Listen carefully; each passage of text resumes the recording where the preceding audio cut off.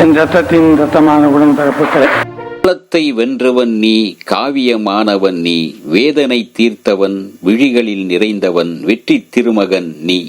மக்களின் மனதில் இன்று வரை வாழ்ந்து கொண்டிருக்கும் மகத்தான தலைவன் புரட்சி தலைவர். அவருடைய சாதனை சரித்திரம் அதற்கு நிகராக எவராலும் நிற்க முடியாது. அந்த சரித்திர நாயகனின் சரித்திரத்தில் எத்தனையோ சாதனை பக்கங்கள். அவரின் இறுதி நாட்கள் நம் இதயத்தில் இருக்கின்றன. அதை நினைத்து பார்க்கவே மனம் பதறுகிறது. தன் முடிவை அறிந்ததாலோ என்னவோ 1986 ஆகஸ்டில் புரட்சி தலைவர் இறுதி உயிலை தன்னுடைய அசையா சொத்துக்கள் யார் யாருக்கு பயன்பட வேண்டும், எப்படி பயன்பட வேண்டும் என்று உயில் எழுதினார். 1987 ஜூலை மாதத்தில் புரட்சி தலைவர் மீண்டும் உடல் பரிசோதனைக்காக அமெரிக்காவுக்கு சென்றார். ஒரு மாத கால சிகிச்சைக்கு பின் தாயகம் திரும்பினார். 1977 டிசம்பர் 22 அன்று சென்னையில் நடைபெற்ற நேருஜி அவர்களின் சிலை திறப்பு விழாவில் பிரதமர் ராஜீவ் காந்தியும் புரட்சி தலைவரும் கலந்து கொண்டனர். அன்றைய தினத்தில் புரட்சி தலைவரின் முதுகில் குத்தும் பல வஞ்சக நிகழ்ச்சிகளும் நடைபெற்றன. அன்றைக்கு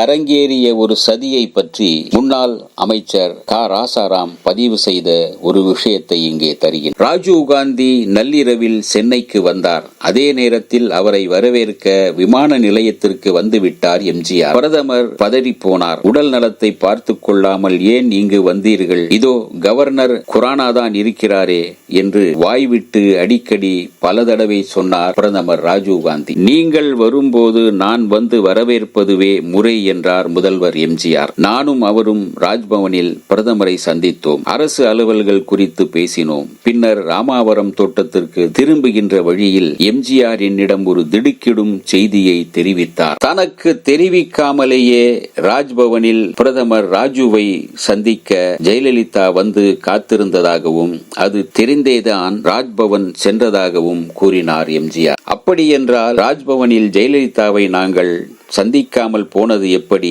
கவர்னர் குரானா ஜெயலலிதாவும் நாங்களும் சந்தித்து விடாதபடி ஏற்பாடு செய்து விட்டார். பிரதமரை ஜெயலலிதா சந்தித்தது பற்றி மறுநாள் பத்திரிகைகளில் செய்திகள் வந்தன. எம்ஜிஆருக்கு உடல்நிலை சரியில்லை, எனக்கு துணை முதல்வர் பதவி பெற்று தாருங்கள் என்று ஜெயலலிதா பிரதமரிடம் கேட்டதாக எனக்கும் தகவல்கள் பின்னர் வந்தன.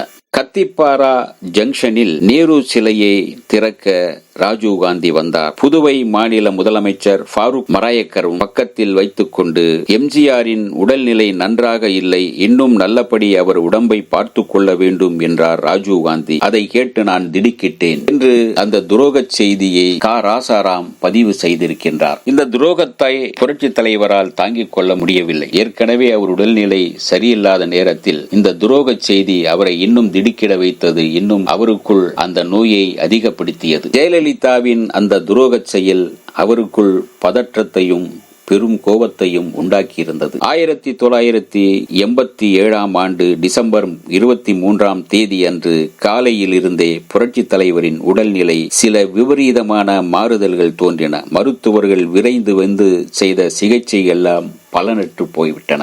டிசம்பர் 24 அன்று அதிகாலையில் அந்த சரித்திர நாயகனின் வரலாறு முடிந்தது, நின்றுவிட்டது. அந்த சாதனை மனிதனுக்கும் சாவு வரக்கூடும் என்பதை தமிழக மக்கள் நம்ப மறுத்துவிட்டனர். அது உண்மைதான் என்பது தெரிந்தபோது ஆறாத சோகத்திலும் ஆறாத துயரத்திலும் அதிர்ச்சியிலும் மூழ்கியது தமிழகம். வாழ்க்கை முழுக்க சாதனைக்கு மேல் சாதனையாக படைத்த அந்த வரலாற்று நாயகர் தன் சாவிலும் ஒரு சாதனையை படைத்தார். புரட்சி தலைவர் எம்ஜிஆரின் இறுதி ஊர்வலம் ராஜாஜி மண்டபத்திலிருந்து அண்ணா சாலை, கதிர்ராட் சாலை வழியாக சென்றபோது பல லட்சக்கணக்கான மக்கள் அந்த ஊர்வலத்தில் கலந்து கொண்டனர். அவர் நின்றால் பொதுக்கூட்டம், நடந்தால் ஊர்வலம் என்று பத்திரிகைகள் எழுதுவதுண்டு. அந்த வரலாற்று நாயகன் உண்மையாகவே அன்று இறுதியாக ஊர்வலம் புறப்பட்ட போது கடல் அலை போல திரண்டு வந்தது போல் மக்கள் கூட்டம் நிரம்பி வழிந்தது. எங்கும் சாலை, எங்கும் மரங்கள், எங்கும் மாடிகள், எங்கும் மக்கள் கூட்டம் அந்த சாதனை தலைவனுக்கு தலை வணங்கி அஞ்சலி செலுத்த வந்து கொண்டே இருந்தது. இருந்தார்கள் மக்கள். எல்லார் கண்களிலும் கண்ணீர் நிரம்பி வழிந்தது. அவர் மறைந்து விட்டார் என்றுதான் செய்திகள் சொல்கின்றன. ஆனால் அவர் இன்னமும் மறையாமல் மக்கள் மனதில் வாழ்ந்து கொண்டுதான் இருக்கின்றார். அவரது தொண்டர்களின் இதயங்களில், ரசிகர்களின் இதயங்களில் இன்னமும் அவர் வாழ்ந்து கொண்டுதான் இருக்கின்றார். இந்த வீடியோ உங்களுக்கு பிடிச்சிருந்தா லைக் பண்ணுங்க, ஷேர் பண்ணுங்க, கமெண்ட் பண்ணுங்க, சப்ஸ்கிரைப் பண்ணுங்க, மறக்காம பெல் ஐகானை கிளிக் பண்ணுங்க.